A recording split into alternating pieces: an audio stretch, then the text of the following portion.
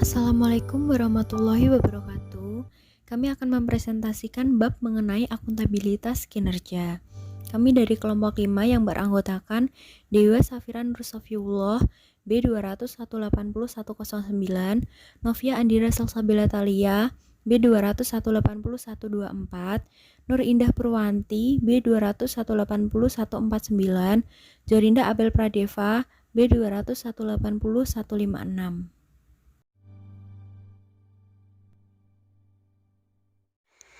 Akuntabilitas kinerja. Dalam pengertian yang sempit, akuntabilitas dapat dipahami sebagai bentuk pertanggungjawaban yang mengacu kepada siapa organisasi atau pekerja individu bertanggung jawab, dan untuk apa organisasi atau pekerja individu bertanggung jawab. Dalam pengertian luas, akuntabilitas dapat dipahami sebagai kewajiban pihak pemegang amanah atau agent untuk memberikan pertanggungjawaban, menyajikan, melaporkan, dan mengungkapkan segala aktivitas dan kegiatan yang menjadi tanggung jawabnya kepada pihak pemberi amanah atau prinsipal yang memiliki hak dan kewenangan untuk meminta pertanggungjawaban tersebut. Akuntabilitas publik terdiri atas dua macam, yaitu 1. Akuntabilitas vertikal. Akuntabilitas vertikal adalah pertanggungjawaban atas pengelolaan dana kepada otoritas yang lebih tinggi. Misalnya pertanggungjawaban unit-unit pengelolaan dana kepada pemerintah daerah, pertanggungjawaban pemerintah daerah kepada pemerintah pusat, dan pemerintah pusat kepada MPR. Yang kedua adalah akuntabilitas horizontal, di mana akuntabilitas horizontal adalah pertanggungjawaban kepada masyarakat luas. B. Akuntabilitas dengan responsibilitas. Dalam literatur Australia, konsep akuntabilitas ini sering dipahami dalam dua pengertian. Yang pertama, berkaitan dengan virtually interchangeable atau dapat dipertukarkan dengan sebenar-benarnya, dan kedua adalah dengan closely related atau dapat saling keterkaitan yang bersifat tertutup. Sementara itu, responsibilitas mempunyai sejumlah konotasi, termasuk di dalamnya kebebasan untuk bertindak, kewajiban untuk memuji dan menyalahkan, dan perilaku baik yang merupakan bagian dari tanggung jawab seseorang. Jadi, akuntabilitas dan responsibilitas saling berhubungan sebagai bagian dari sistem yang menyeluruh. Kemudian ruang lingkup akuntabilitas tidak hanya pada bidang keuangan saja, tetapi juga meliputi yang pertama, fiscal accountability atau akuntabilitas yang dituntut masyarakat berkaitan pemanfaat hasil perolehan pajak, dan retribusi. Yang kedua adalah legal accountability, yaitu akuntabilitas yang berkaitan dengan bagaimana undang-undang maupun peraturan dapat dilaksanakan dengan baik oleh para pemegang amanah. Yang ketiga adalah program accountability, yaitu akuntabilitas yang berkaitan dengan bagaimana pemerintah mencapai program-program yang telah diterapkan. Yang keempat, proses accountability, yaitu akuntabilitas yang berkaitan dengan bagaimana pemerintah mengolah dan memberdayakan sumber-sumber potensi daerah secara ekonomi dan efisien. Dan yang terakhir adalah outcome accountability, yaitu akuntabilitas yang berkaitan dengan bagaimana efektivitas hasil dapat bermanfaat memenuhi harapan dan kebutuhan masyarakat. C. Akuntabilitas dan stewardship. Stewardship mengacu pada pengelolaan atas suatu aktivitas secara ekonomis dan efisien tanpa dibebani kewajiban untuk melaporkan. Sedangkan akuntabilitas mengacu pada pertanggungjawaban oleh seseorang yang diberi amanah kepada pemberi tanggung jawab dengan kewajiban membuat pelaporan dan pengungkapan secara jelas. Kemudian D, yaitu dimensi akuntabilitas. Elwood menjelaskan terdapat 4 dimensi akuntabilitas yang harus dipenuhi oleh organisasi sektor publik. Yang pertama yaitu akuntabilitas kejujuran dan akuntabilitas hukum. akuntabilitas kejujuran terkait dengan penghindaran penyalahgunaan jabatan, sedangkan akuntabilitas hukum terkait dengan jaminan adanya kepatuhan dalam hukum dan peraturan lain yang diisyaratkan dalam penggunaan sumber dana publik. Yang kedua adalah akuntabilitas proses. Akuntabilitas proses terkait dengan apakah prosedur yang digunakan dalam melaksanaan tugas sudah cukup baik dalam hal kecukupan sistem informasi akuntansi, sistem informasi manajemen, dan prosedur administrasi. Akuntabilitas proses termanifestasi melalui pemberian pelayanan publik yang cepat, responsif, dan murah biaya. Kemudian, 3 adalah akuntabilitas program.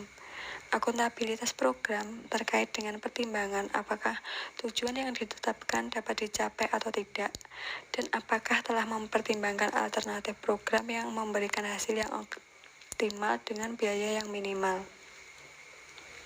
Kemudian yang terakhir adalah akuntabilitas kebijakan. Akuntabilitas kebijakan terkait dengan pertanggungjawaban pemerintah, baik pusat maupun daerah, atas kebijakan-kebijakan yang diambil pemerintah terhadap DPR atau DPRD dan masyarakat luas. Kemudian sistem pengukuran kinerja pemerintah daerah. Sistem akuntansi yang diterapkan di pemerintah daerah sebelum dilakukan reformasi keuangan daerah 2000 memiliki karakteristik inheran, antara lain yang pertama, sistem pembukaan bersifat tunggal atau single entry. Yang kedua, sistem akuntansi berbasis kas. Yang ketiga, belum menyediakan media pencatatan untuk kategori pengeluaran modal. Yang keempat adalah laporan pertanggungjawaban yang lebih terfokus pada pertanggungjawaban administratif. Dan yang terakhir adalah proses pertanggungjawaban belum melibatkan auditor eksternal. Sistem akuntabilitas pemerintah daerah. Reformasi yang telah bergulir mendorong pemerintah untuk mengembangkan indikator kinerja pemerintah daerah yang diawali oleh Menteri Dalam Negeri sejak tahun 1980-an hingga awal 1990-an. Pada saat itu, Menteri Dalam Negeri bekerjasama dengan Universitas Gadjah Mada Yogyakarta berusaha mengembangkan suatu indikator yang mampu menunjukkan kemampuan pemerintah daerah dalam menerapkan otonomi dan desentralisasi fiskal. Lembaga administrasi negara melanjutkan usaha tersebut dengan mulai mengembangkan sistem pemeringkatan pemerintah daerah untuk menilai kemampuan pemerintah daerah dalam melaksanakan otonomi. Dalam hal ini, indikator yang digunakan untuk menilai otonomi tambahan yang mungkin ditransfer kepada pemerintah daerah dan jenis bantuan teknis apa saja yang diperlukan. Indikator tersebut mencakup 4 fungsi, yaitu perencanaan dan pengembangan, mobilitas sumber daya, manajemen dan penganggaran desain, dan implementasi proyek. Aturan baru yang berkaitan dengan masalah pengukuran kinerja antara lain Undang-Undang Nomor 22 Tahun 1999, Undang-Undang Nomor 25 Tahun 1999, Peraturan Pemerintah Nomor 105 Tahun 2000, Peraturan Pemerintah Nomor 108 Tahun 2000, mengharuskan kepala daerah menyampaikan laporan pertanggungjawaban keuangan daerah yang terdiri dari laporan perhitungan APBD, nota perhitungan APBD, laporan aliran kas, dan neraca daerah yang didasarkan pada pengukuran kinerja berbasis strategik. Membangun akuntabilitas kinerja. Akuntabilitas tidak begitu saja terjadi. Akuntabilitas harus dibangun. Pertama, melalui suatu lingkungan yang memiliki akuntabilitas. Kemudian, melalui suatu kerangka kerja akuntabilitas. Lingkungan mengintegrasikan akuntabilitas dalam individu, tim, dan sistem kinerja organisasi. Sedangkan kerangka kerja memastikan pelaksanaan dan pemenuhan atas kewajaran akuntabilitas. Lingkungan akuntabilitas. Lingkungan akuntabilitas mengacu pada kondisi di mana di dalamnya akuntabilitas dapat berjalan dengan baik.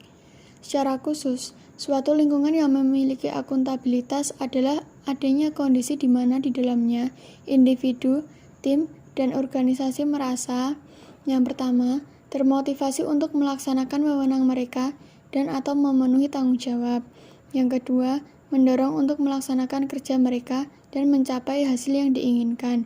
Yang ketiga, memberikan inspirasi untuk membagi atau melaporkan hasil mereka. Yang terakhir, kemauan untuk menerima kewajiban atas hasil tersebut. Ada beberapa persyaratan yang harus dipenuhi untuk menyusun lingkungan akuntabilitas yang baik, antara lain, yang pertama, leadership atau kepemimpinan. Sesuatu mengenai kepemimpinan yang dapat dilaksanakan untuk membangun dan memperkenalkan akuntabilitas lingkungan adalah, yang pertama, mengarahkan dengan contoh. Kedua, harus memiliki komitmen. Ketiga, jalur yang bersih. Keempat, menjadi seseorang yang mampu menjawab yang baik atau menjadi tempat bertanya. Yang terakhir, menggunakan pertimbangan yang bijaksana atau baik.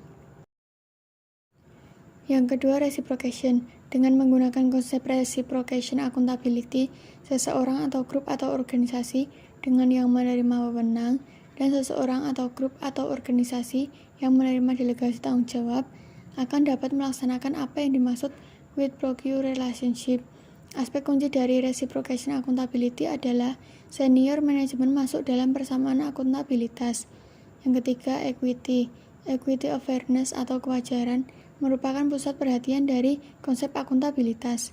Asumsi terhadap keterbukaan akuntabilitas harus dipelihara dan didukung oleh kepemimpinan organisasi. Yang keempat, kewajaran akan mengarah kepada kepercayaan, dan kepercayaan menunjukkan adanya kewajaran. Tidak dapat dibangun hubungan akuntabilitas tanpa adanya kepercayaan. Yang kelima, transparansi. Transparansi berarti bahwa individu, grup, atau organisasi dalam hubungan akuntabilitas diarahkan tanpa adanya kebohongan atau motivasi yang tersembunyi, dan bahwa seluruh informasi kinerja lengkap dan tidak memiliki tujuan menghilangkan data yang berhubungan dengan masalah tertentu. Yang keenam, kejelasan. Fokus yang menjadi kejelasan adalah otoritas atau wewenang. Clarity atau kejelasan terdiri dari misi organisasi, peran dan tanggung jawab, ekspektasi kinerja, pelaporan kinerja. Yang ketujuh, balance. Balance atau keseimbangan adalah keseimbangan antara akuntabilitas dan otoritas, antara ekspektasi dan kapasitas, dan antara upah dan kinerja. Keseimbangan ini harus terpenuhi agar akuntabilitas dapat berjalan dengan baik. A. Keseimbangan akuntabilitas dan otoritas. B. Keseimbangan ekspektasi dan kapasitas. C. Keseimbangan upah dan kinerja. Yang kedelapan, ownership. Kinerja yang optimal dapat dicapai dengan memberikan ownership atau rasa kepemilikan atas setiap tindakan pada individu-individu dalam grup. Rasa kepemilikan ini dapat memberikan suatu kepentingan, dengan demikian akan mengarahkan mereka untuk bertindak dalam bisnis secara hati-hati untuk memenuhi tanggung jawab. Berikut ini diuraikan proses penting tersebut. A. Komitmen. B. Persetujuan. C. Keterlibatan. D. Pemberdayaan. E. Investasi. F. Usaha yang berkelanjutan. G. Penghargaan. Yang kesembilan, konsekuens. Akuntabilitas akan kurang bermakna tanpa adanya konsekuens. Akuntabilitas lahir bersama dengan kewajiban, dan kewajiban lahir bersama dengan konsekuensi. Dalam membangun kerangka konsekuensi, jika tidak berjalan sesuai dengan arah kerangka tersebut, maka akan memiliki dampak yang dapat menurunkan makna dan tingkat pentingnya akuntabilitas. Yang ke-10, konsistensi. Konsistensi akan menjamin stabilitas. Penerapan yang konsisten terhadap kebijakan, prosedur, sumber daya, dan konsekuensi dalam suatu organisasi akan menurunkan atau melemahkan lingkungan akuntabilitas dan kredibilitasnya. Hal ini cenderung menurunkan moral karyawan dan mendorong sinisme. Rasa memiliki akan hilang dan kinerja akan melemah. Yang ke-11, follow up. The Auditor General of Canada and the Treasury Board Secretariat menyatakan bagian-bagian yang melakukan review atas hasil memerlukan pertimbangan apakah pencapaian hasil tersebut sesuai dengan ekspektasinya dan lingkungan yang ada, dan kemudian mengakuinya sebagai usaha yang tercapai sepenuhnya. Kendala-kendala akuntabilitas. A. Agenda atau rencana yang tidak transparan. B. Favoritis. C. C. Kepemimpinan yang lemah. D. Kekurangan sumber daya. E. Lack of follow-through. F. Garis wewenang dan tanggung jawab kurang jelas. G. Kesalahan penggunaan data. Proses akuntabilitas publik. Proses akuntabilitas sebagai bentuk saluran pertanggungjawaban yang monolitis dengan mengacu pada model hierarkis. Pada dasarnya, proses dari akuntabilitas ini secara implisit terdapat pada praktek akuntansi, di mana ada proses pertanggungjawaban untuk melaporkan catatan yang benar. Terdapat 4 tahap utama yang dapat diidentifikasi dalam suatu proses akuntabilitas. Yang pertama, fungsi akuntansi atau pelaporan yang merupakan suatu kewajiban dalam pertanggungjawaban. Yang kedua, pencarian informasi atau investigasi. Yang ketiga, penilaian atau verifikasi. Yang keempat, pengarahan atau pengendalian. Saluran akuntabilitas. Akuntabilitas pegawai pemerintah dapat dipahami berdasarkan struktur hubungan otoritas konstitusional para menteri terhadap parlemen. Pembatasan luas suatu akuntabilitas tergantung pada tingkat kewajiban pertanggungjawaban dalam hubungan otoritas yang langsung disyaratkan. Di dalam analisis terhadap akuntabilitas publik ini terdapat 3 kategorisasi yang menunjukkan arah atau saluran akuntabilitas, antara lain 1. Kepada masyarakat secara langsung. 2. Kepada agen-agen publik, yaitu auditor, ombudsman, dan parlemen. 3. Kepada pegawai tingkat atas yang selevel. Ada beberapa kendala sangat mungkin dihadapi oleh parlemen atas fungsinya. Faktor politik bisa jadi pengganggu proses akuntabilitas publik. Pemahaman adanya komplementari dari parlemen dan agen-agen yang lain dari akuntabilitas, termasuk juga para menteri, menjadikan harapan para institusi menjadi berkurang atas fungsi akuntabilitas publik. Anggaran sebagai media akuntabilitas. Desentralisasi pemerintah daerah telah melahirkan kewenangan yang besar untuk mengelola sumber daya publik di daerahnya masing-masing. Dalam rangka mencapai tujuan akuntabilitas publik dengan sebenar-benarnya, ada hal yang harus dipertimbangkan, yaitu 1. Pemerintah pusat berkonsentrasi pada masa-masa awal dari proses penganggaran. 2. Untuk memenuhi maksud dari akuntabilitas publik, maka diperlukan pelaporan kepada masyarakat secara lengkap dan detail. 3. Menekankan outcome dan kualitas dari manajemen keuangan. Membangun kerangka akuntabilitas. 5 kerangka akuntabilitas sebagai berikut. 1. Menyusun tujuan yang terukur dan tanggung jawab. 2. Menentukan tindakan apa yang diperlukan untuk melakukan pencapaian tujuan. 3. Melaksanakan pekerjaan dan memonitor perkembangannya. 4. Laporan hasil. Yang kelima, evaluasi hasil dan mengusahakan umpan publik. Seluruh kerangka kerja proses manajemen berbasis kinerja merupakan siklus peningkatan berkelanjutan yang sebetulnya merupakan suatu siklus yang sederhana. Alat-alat akuntabilitas. Beberapa alat akuntabilitas antara lain 1. Rencana-rencana strategik. 2. Rencana-rencana kinerja. 3. Kesepakatan mengenai kinerja. 4. Laporan akuntabilitas. 5. Kontrak berbasis kinerja. 6. Self-assessment meliputi mutual agreement, reasonable assurance, contingent analysis, demonstrating performance result, reporting. 7. Review kerja dengan menggunakan metode penelitian kinerja 360 derajat. 8. Pengendalian manajemen. 9. Equity statement. 10. Accountability meetings.